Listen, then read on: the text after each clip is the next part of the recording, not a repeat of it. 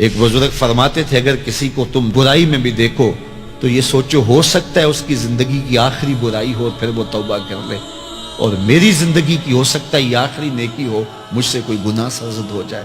کتنے لوگ ہیں جو مرتبہ کمال پہ پہنچے لڑک گئے، بڑے بڑے لوگ تھے لیکن انجام ٹھیک نہیں ہوا۔ بلعم بن باورا کی مثال ہمارے سامنے موجود ہے۔ بنی اسرائیل کا مستجاب الدعوات ولی تھا، اور جب ہاتھ پھیلا کے منہ پہ ہاتھ پھیرتا تو ہاتھ بعد میں منہ پہ جاتے، قبولیت پہلے ہو جاتی۔ لیکن اسی کے بارے میں قرآن نے کہا نا، مثلہ کمثل الکلب، اس کی مثال کتے کی مثال ہے۔ زبان لٹک گئی تھی، زمین چاٹتا تھا، چونکہ اس کے ہاتھ نبی کے خلاف اٹھ گئے تھے۔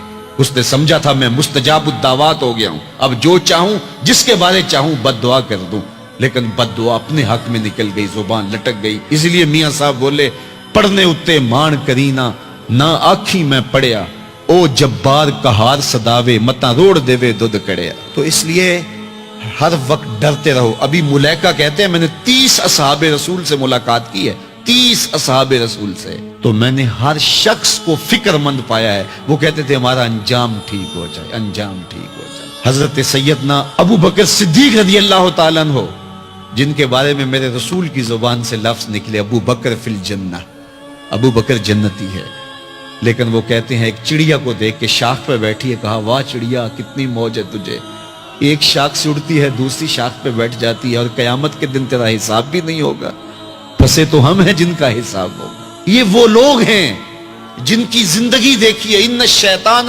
یفر من ظل عمر، عمر وہ ہے جس کے سائے سے شیطان بھی بھاگتا ہے، لیکن وہ کہتے کاش میں مٹی کا ڈھیلا ہوتا۔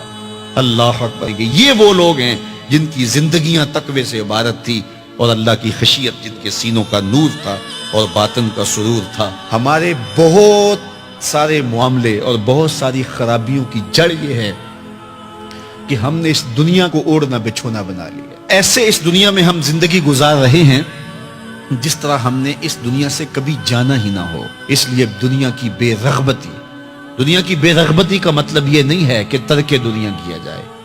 اس پر صوفیاء نے جو بات کہی وہ بہت خوبصورت کہی۔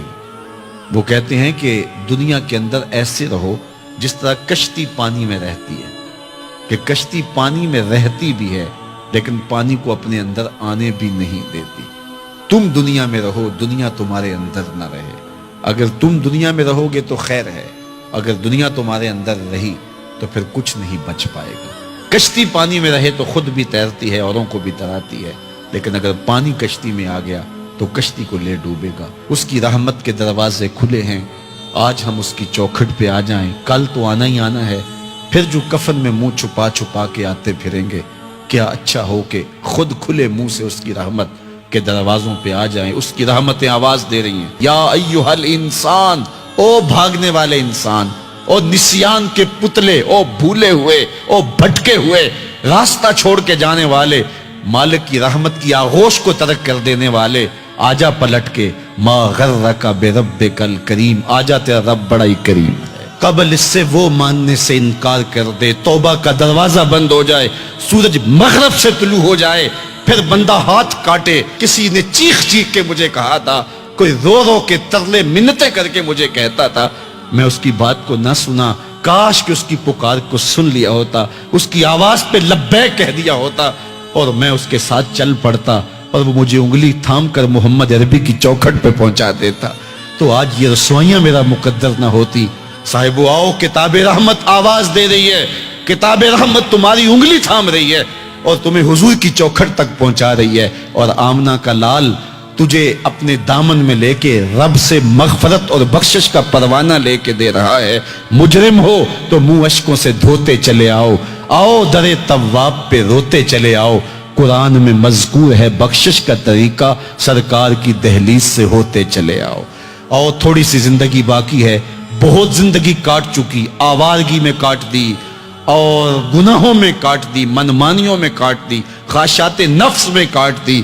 آئیے ابھی سے اپنے اندر کو تبدیل کر لیجئے، اپنے احوال کی تبدیلی کا عزم مصمم کر لیجئے۔